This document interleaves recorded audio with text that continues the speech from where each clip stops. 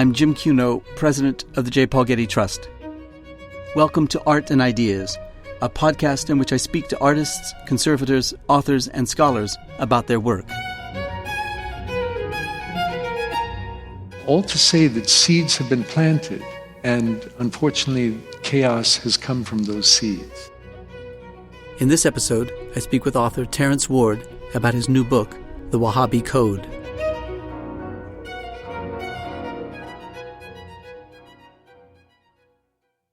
Terence Ward is a U.S.-born author who grew up in Saudi Arabia, Iran, and Egypt, and worked for a decade with Middle East industrial relations counselors.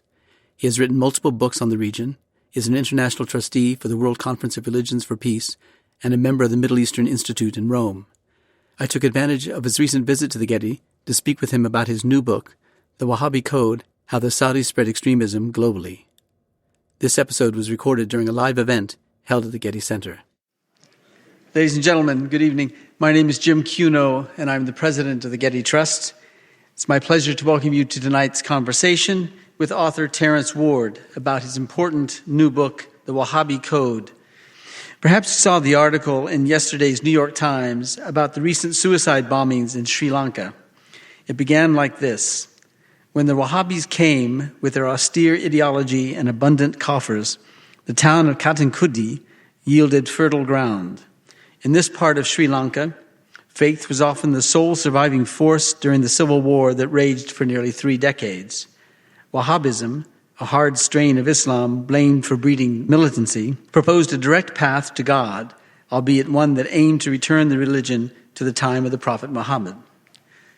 More than 350 deaths, including numerous children, resulted from that violence 10 days ago, for which ISIS has recently claimed responsibility.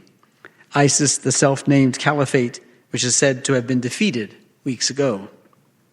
This evening, we are going to learn about the history and ideology of Wahhabism and the role that Saudi Arabia is said to have played in perpetuating Wahhabism.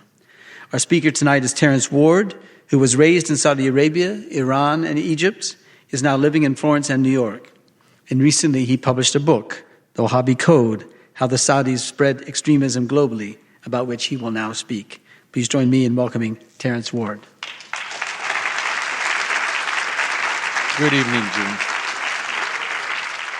You write in your book, you say that today Israel and Saudi Arabia's shared loathing of Iran has bound them together as allies. The risk of a third world war is growing. Is that an exaggeration? Well, in the Middle East, the term, the enemy of my enemy is my friend, has always been a rule of the game. But we've had 2 wars in this part of the world, each one that cost $1 trillion. Neither of them are over.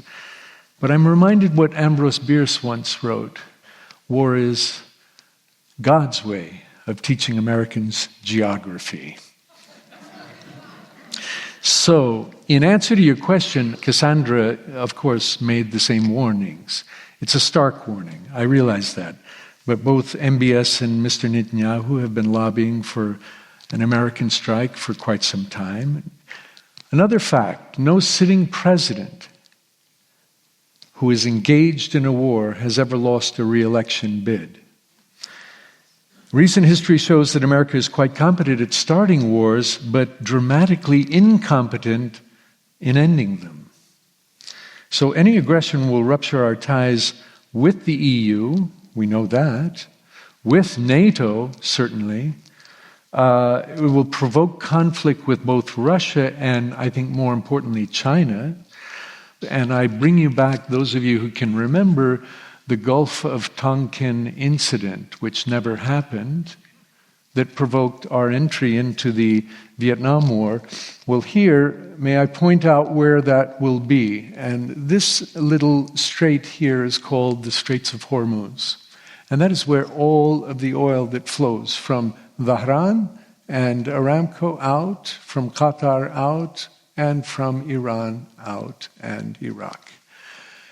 If there is any exchange, you can be sure that those straits will be closed, and any owner of any tanker that is valued at $100 million, the first tanker that goes down, no owner is going to want to send their tanker through that spot. So we will see shortages, we will see global markets panic, and we will also see, unfortunately, those straits closed until the shooting stops. So I think, let us say, it will be a time for lighting candles unless cooler heads prevail. Yeah. Well, let me poke and prod again at another, perhaps, exaggeration. You say that almost every terrorist attack in the West has had some connection to Saudi Arabia. Virtually none has been linked to Iran. I assume you mean that every foreign terrorist attack, since terrorist attacks in the United States have been overwhelmingly propagated by U.S. citizens, beginning with the Oklahoma City bombing in 1995, which killed 198 people. Exactly. So how do you square that claim that you've made? Okay. In writing this book, very few of the opinions are mine. I've tried to cite sources to connect dots that have always been there. This is called curatorial journalism. Let me cite Fareed Zakaria, a Muslim American, who, writing for the Washington Post, wrote these words, and it's a dramatic truth, because you were right in your question, but there was one piece of information that was left out, which is, according to the analysis, not of mine, of the Global Terrorism Database, which happens to be located at King's College in London, and it is commanded by the Professor Leif Werner, he writes, more than 94% of the deaths caused by Islamic terrorism since 2001 were perpetrated by Islamic State, Al-Qaeda, and other Sunni jihadists. Iran is fighting those groups, not fueling them.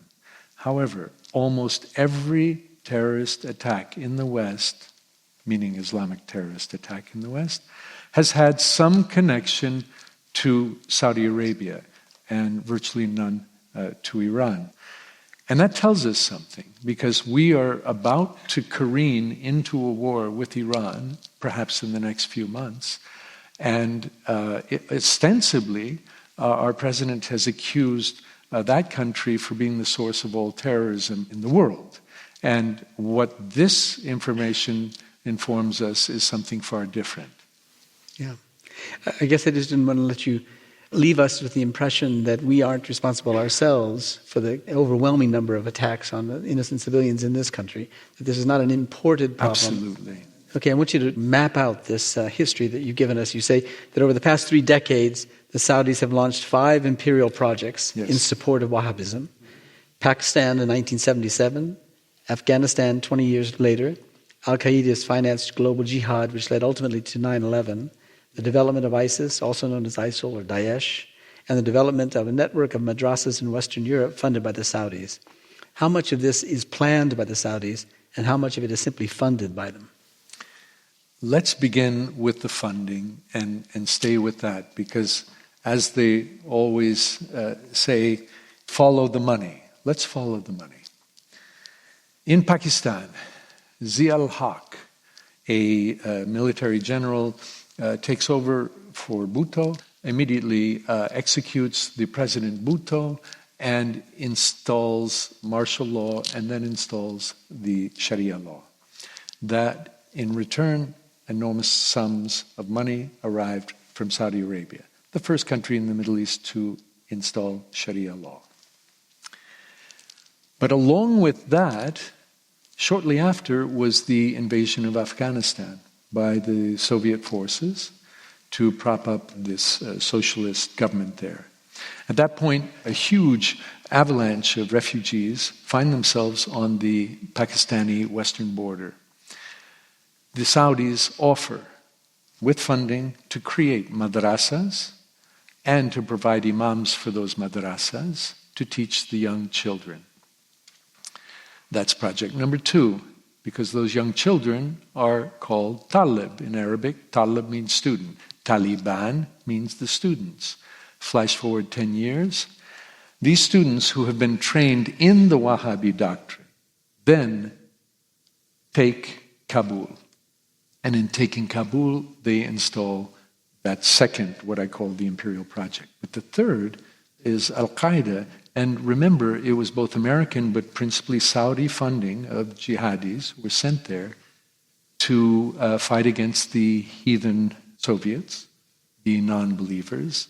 The problem was that in so many of these projects, we saw it again in ISIS, what happened was what we call blowback, where bin Laden, Saudi, the majority of the fighters, Saudi, who had all been on our side, turned their guns. And that becomes the third group. The fourth group was ISIS. Now, when I say a repeat, the same exact program took place in Syria. During that Arab Spring, all of a sudden there's this clamor to unseat Assad. With whom? With what? The Saudis convinced our military and our CIA to allow them to send in jihadis. When those jihadis arrived, and also when the captive prisoners, Sunni soldiers who were in American prisons in Iraq were radicalized by religious prisoners, they heard the magic word, which was, the Wahhabis believe that all Shia, all Sufi, are heretics.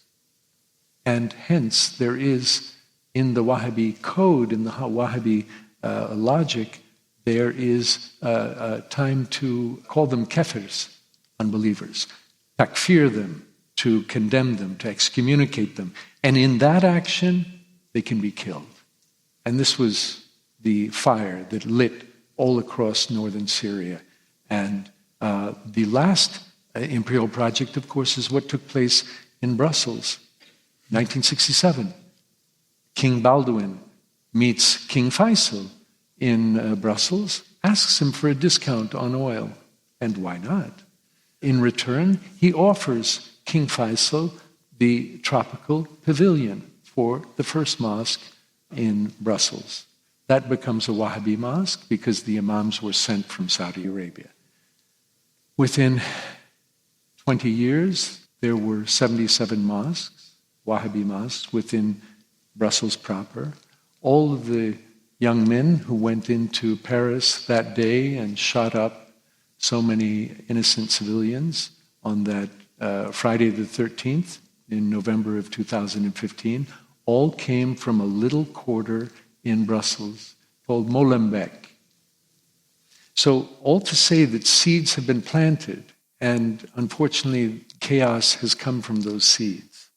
Jim and the Getty Museum have explored the desecration of monuments in Timbuktu, as far away as northern Mali. They've explored the desecration of all of the Palmyra here in northern Syria, and then also we have the Bamiyan Buddhas here.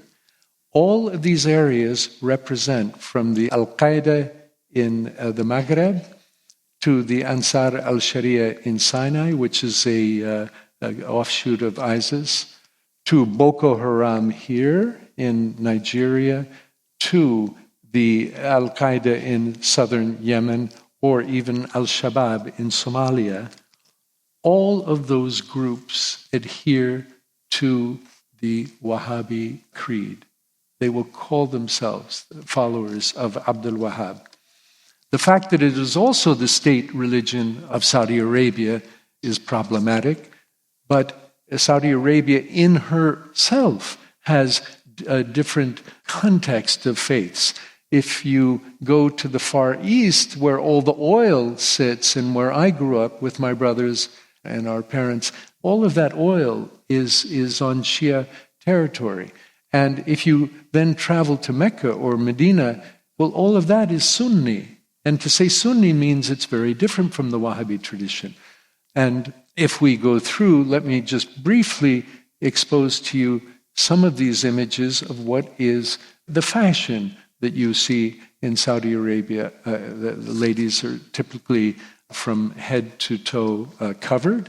It's a very conservative garb, but I want to point out that in this image here, this is in Raqqa in Syria. Describe it for our podcast listeners. Let me describe this, listeners. You have a poster that is in Raqqa, Syria, which was the capital of ISIS, that both shows the dress that a woman is meant to wear and also the comportment that she is meant to give during the day. And strangely enough, I have another poster that was found in Libya, the exact same image. And so my concern when I see images like this, I say to myself, but is it possible that this is a coincidence? Or should we be saying that actually Saudi culture has been exported to these countries? Okay, well, let's get back to Wahhabism itself and its history, Yes. dating back to Muhammad Abdul Wahhab in the 18th century. Who was he, and what were the founding circumstances and development of the Wahhabi doctrine of Islam? So Abdul Wahhab, we're talking about 250 years ago. He was a passionate, very puritanical preacher, an imam who wanted to erase 1,100 years of, shall we say, tradition and history.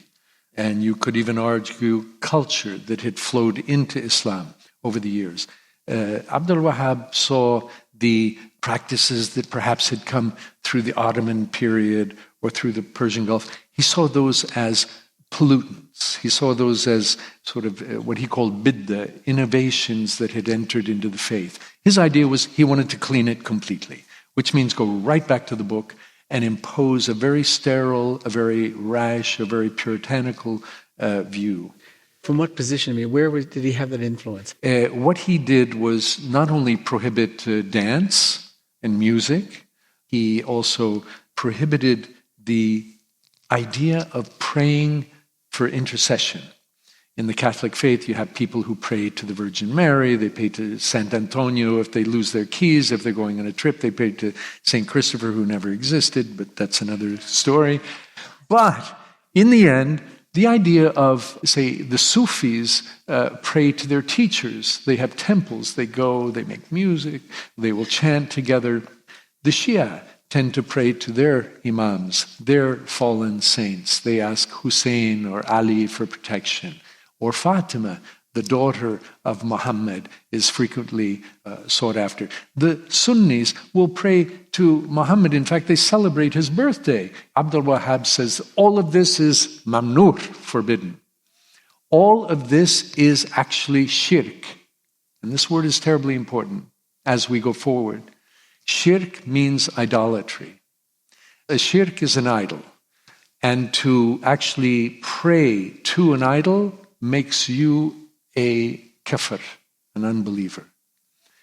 And in one fell swoop, Jim, he gave Bedouins who had been fighting back and forth with each other for centuries, he gave them a rallying cry.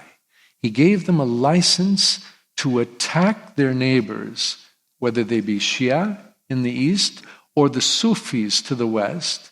But not only, they were given God's grace to take their lives and to seize their property. And there was a gentleman named Saud who had his followers. So Abdul Wahhab sets a framework that, frankly, you would have thought over time would have minimized and would have somehow been softened. But what we've seen in the last 15 years has been a hardening of this idea. That is why Sufi shrines are being blown up every other week in Pakistan with innocents inside. Or Shia mosques are being detonated in parts of Syria.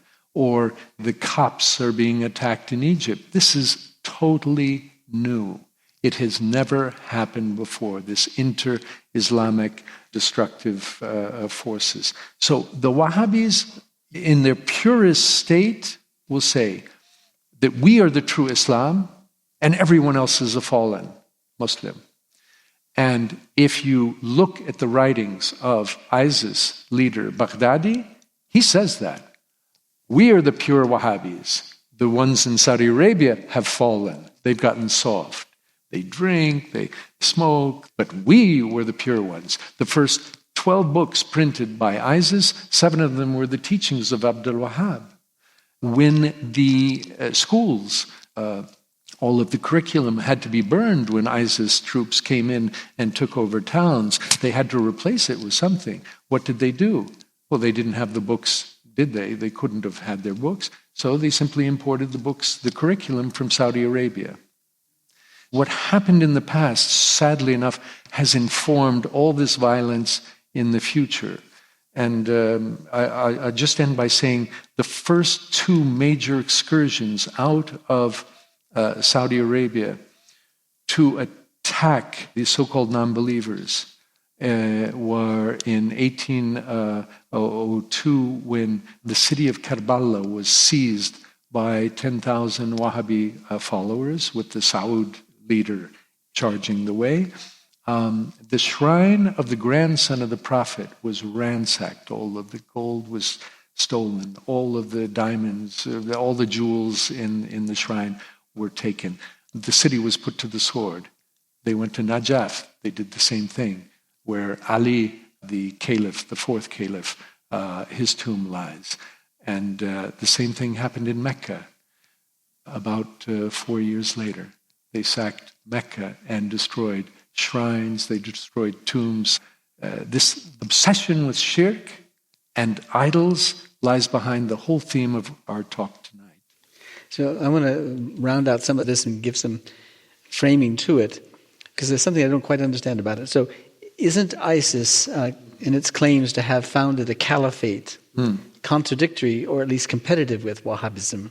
Because it would seem to be at odds with Saudi Arabia, since a caliphate aspires to ruling over people and territory. It is not just an ideology, a different kind of, and a conservative kind of Islam, but an actual governing entity. So here you've got a powerful nation state, Saudi Arabia, and you've got radicalized individuals who are claiming for themselves a caliphate, with a caliph. How is it that can coexist? I mean, I know that when it was founded in the middle part of the 18th century, there was a caliph in the Ottoman Empire. Yeah, the key in understanding this nuance is that no one in Saudi Arabia, none of the ruling family, refer to themselves as a caliph. So their title is only keeper of the two holy mosques. And the important thing to realize is the word caliph means successor. So the idea was, who was the successor to the Prophet? Yeah. Exactly. It would seem that in this case, you'd have the Saudis allowing for there to be a caliphate, self-proclaimed caliph in the caliphate, so long as they can fund it and by their funding of it control it. That's the kind of gamble they're taking, right? And sometimes the gamble turns and there's blowback. And what was a very enthusiastic excitement about the emergence of ISIS at the beginning then became an enormous source of concern when some of those Saudi fighters would return to Saudi Arabia and try and target government installations or police stations, and then all of a sudden what was thought to be contained in Islamic State started to spill over into the Saudi kingdom. That's when the Saudi kingdom turns on ISIS, realizes it's a terrible mistake, and starts to persecute within. But in none of the comments that I'm writing is there the suggestion that this is a designed image, a plan from the central government with great clarity. You have to realize that as Abdul Wahhab needed to have a political ruler to give allegiance to, meaning the Saud family, they in turn had to honor his faith. And in Saudi Arabia, it is the Wahhabi base, if you will, that has to be always dealt with. So there are countless charities, Islamic charities. The World Muslim League is a classic charity that has funded madrasas and funded imams from as far away to Indonesia to Morocco. The estimate is that over $10 billion has been spent on what Leif Werner of King's College considers as probably the greatest ideological campaign in history. So getting back to your question about the caliphate and how does that apply, there have been times in Islamic history when there have been two caliphs. When the Umayyad caliph in Spain was in power, at the same time the Fatimid caliphate was very much flourishing in Cairo. It's that what Baghdadi announced was this new state. And it caught many people in the Islamic world by surprise, and some were very excited about it. Now, you can imagine, in America we have different kinds of politics. There are those who you would say are the evangelists, who deeply, deeply want cultural legislation imposed here in these United States. Well, you can imagine in Saudi Arabia great enthusiasm among some rather conservative Wahhabis who found ways to channel their money and funnel their money into ISIS through various charities. That is without a doubt, but the amount of arms, there are American weapons that arrived in one case within 2 weeks from leaving the factory in Ohio. It was in the hands of fighters of ISIS. All of those wonderful Toyota Jeeps that we saw continually on display, those were American Jeeps bought for the moderate fighters that we never could find. Because in fact, this was not meant to be a battle of moderates. This was really a Wahhabi project.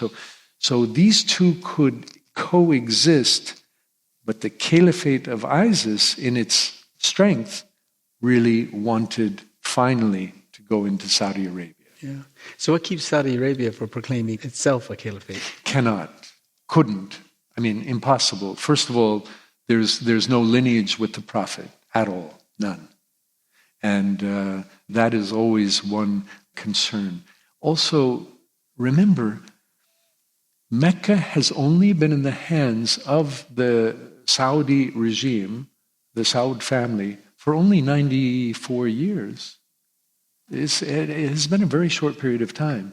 All of this is new for Islam. Now, who held Mecca before? This family. This gentleman was known as Sharif Hussein, the last guardian of Mecca from the Hashemite dynasty. And he, instead, was cosmopolitan, spoke 4 languages, had a vision that all the Arab world after the First World War would be united in a kingdom that he would, as a constitutional monarch, rule, but with a House of Commons and a House of Lords. And his role, Sharif Hussein of Mecca, the Hashemites had that direct link to the Prophet. He instead found himself in a very unfortunate position because in the moments after the war, there was, shall we say, the smell of oil was in the air. And when there's smell of oil in the air and it was time to decide the fate of that Middle East, different decisions were made.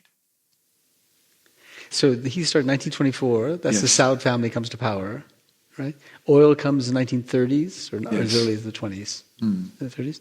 And with that oil money then comes opportunism, not only on their part, but on behalf of so many other nation states and institutions. Tell us about the role of the French and the British. Well, what happens with the French and the British?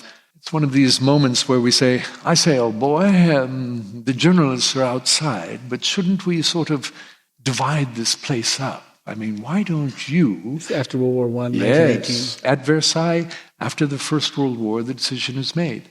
The French will have authority over Lebanon and Syria, and the British will have authority over the Mandate of Palestine, of what then was later called Transjordan, and a newly created state called Iraq that Gertrude Bell created by pulling a ruler out of her purse and just drawing straight lines.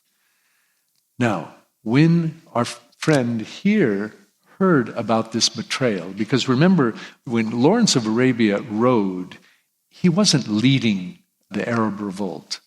He was one of many. But all of the riders came from the Hashemite kingdom, and they were battling the Ottomans. He expected to be honored.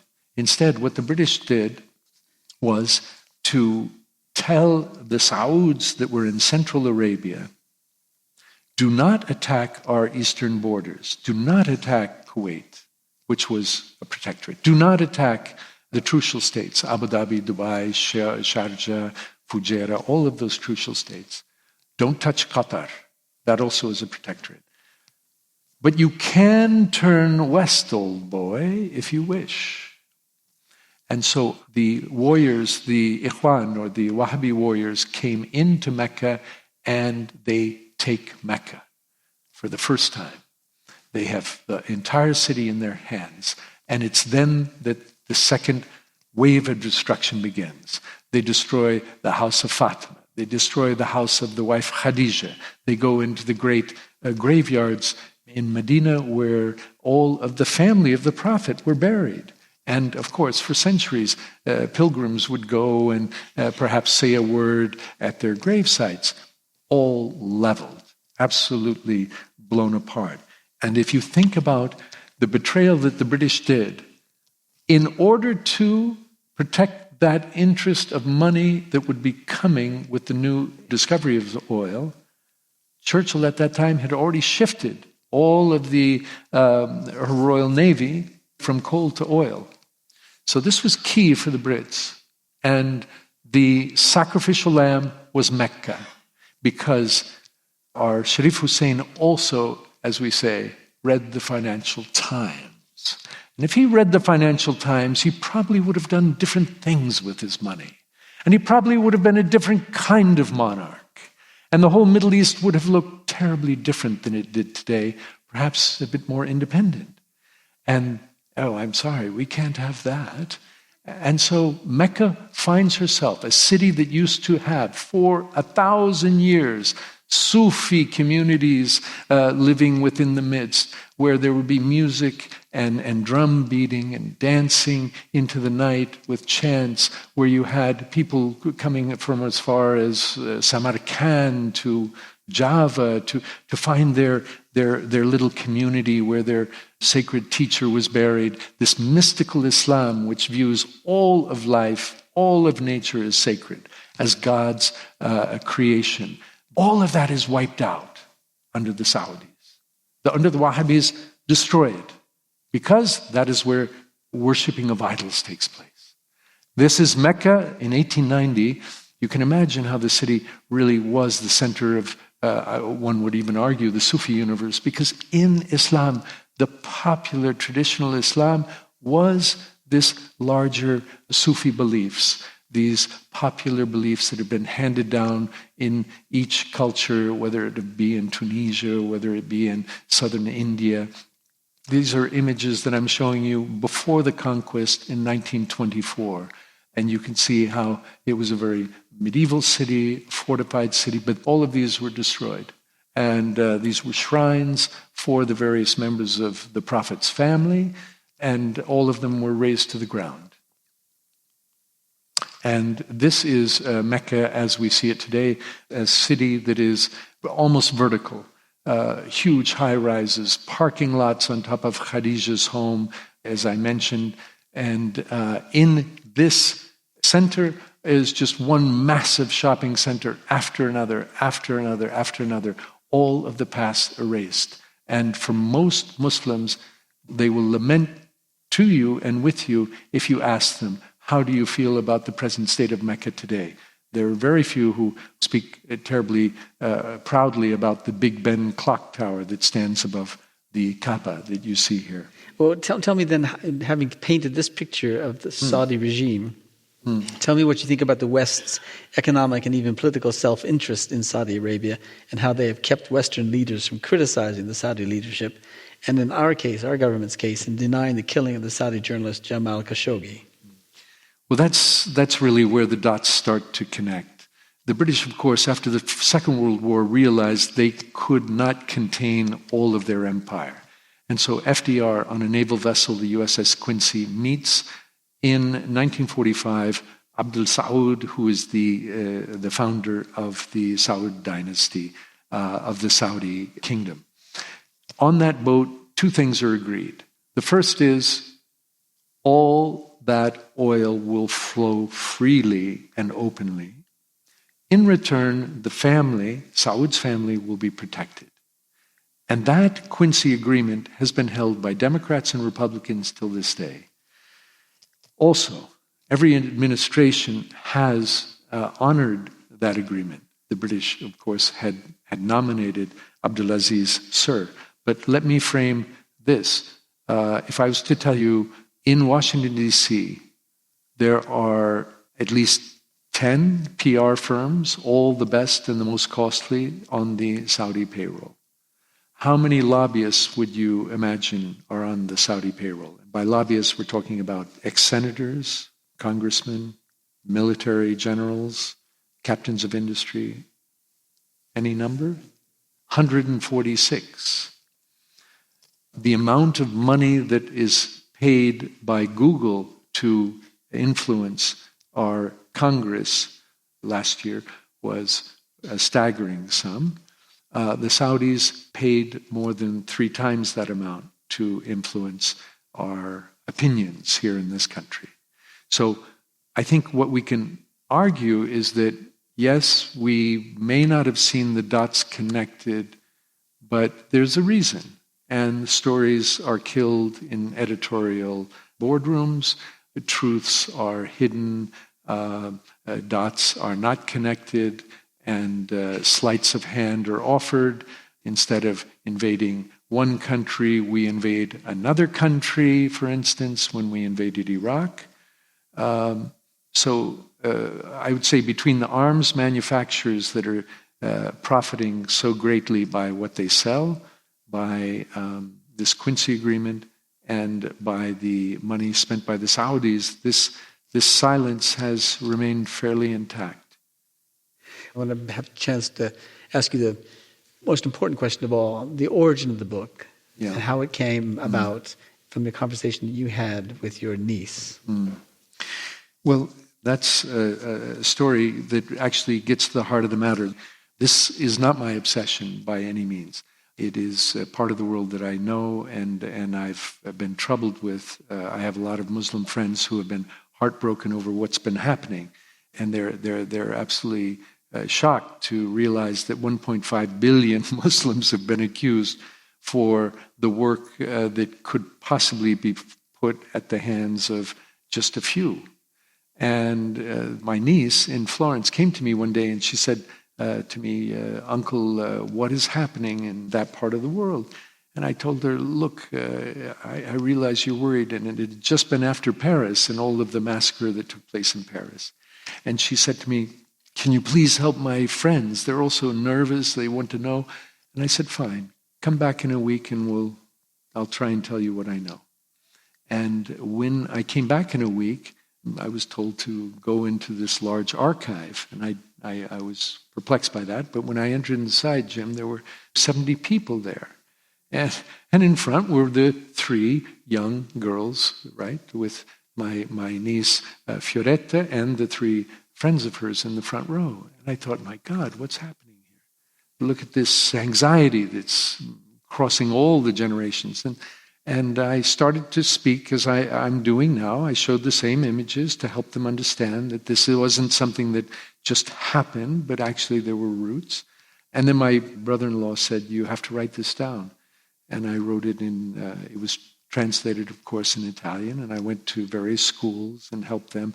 So it really began as a hope to just very simply, very, very, shall we say, harmoniously, just to clarify all of that chaos that we've been thrown at. If there's any message I hope you can take away from this, 1.5 billion Muslims have nothing to do with anything that we have seen for the last 17 years, from 2001 until today. What happened was that a small sect in the center of Arabia 250 years ago developed a very dangerous ideology that has now been playing out. This is the issue at hand. If we can learn to pronounce the word Wahhabi, you exonerate 1.5 billion people and an entire faith. But the reality is that we have been fed these lies for the last 18 years. We have blamed 1.5 billion people who, for the most part, all worship a traditional, popular kind of Islam that I was trying to describe. They do not want to see their faith Wahhabized, thank you very much. They do not see eye to eye with the Saudi vision. And I'm not pointing fingers at the government and saying they've done it. There is a tremendous amount of money in that country. And we don't know where that money is going. Go back and look in my book. You'll see Hillary Clinton saying, we know that funds are pouring out of Saudi Arabia and Qatar into ISIS. We can't stop them. But, they're supposed to be our allies. Well, it's called a double game. Precisely because they have their fundamentalists. They have their own base that are dangerous and could turn on them. Just as our president here has his base, and just like Bibi Netanyahu has his base. And I would make an argument that if there is an alliance at foot, it is those three bases, the conservative, very religious, orthodox fundamentalists in all three of these countries that I've mentioned, America, Israel, and Saudi Arabia, who are absolutely united. The worldview is very clear, and the funds are there. So some of it is to quiet that base. And when you keep the base happy, as we've seen, when we have a president who says, well, there are good people on both sides. What happens the day after he says that? Somebody goes into a synagogue and opens fire. I mean, these are the reactions. And the Saudis were desperately concerned when ISIS started to attack within the kingdom. And that's when the tide was turned. But come back to Khashoggi. The one thing that upsets the Saudi regime more than anything else is not that Erdogan found this new voice and started accusing them. No, there's rivalries you have. It's that Erdogan didn't take their money and shut up. He didn't be quiet. He kept at it. And that the Saudis will never forgive him, because this is a country that never went through colonialism. As the ambassador to Saudi Arabia said to me in Washington when I spoke the other day, he said that this is a country that sees people in two forms: themselves, Saudis, and employees. Okay? Well, let me just, if I could, I want to bring it back to the very beginning of the conversation that we had and to the work of the Getty.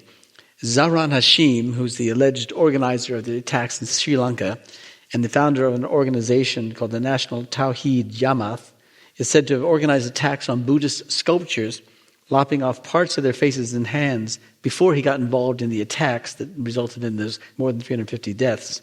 Police in Manunela, a central Sri Lankan town, arrested 13 people for damaging 4 sculptures before the attacks.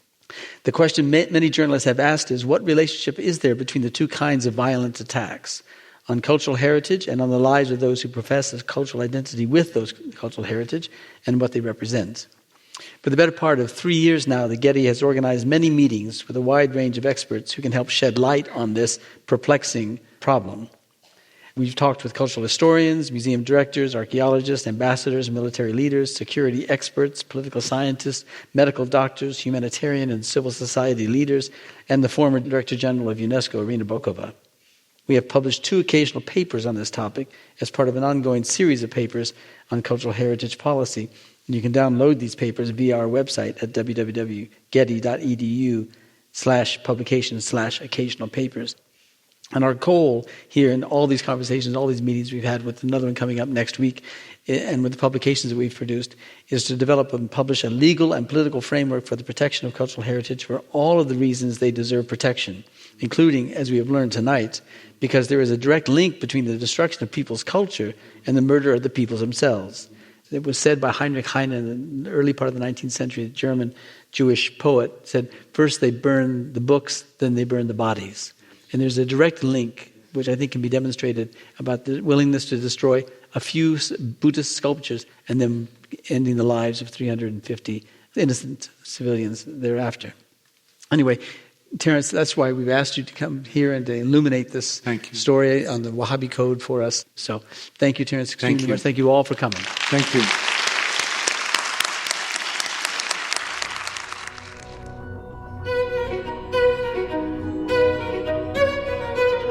Our theme music comes from the Dharma at Big Sur, composed by John Adams for the opening of the Walt Disney Concert Hall in Los Angeles in 2003.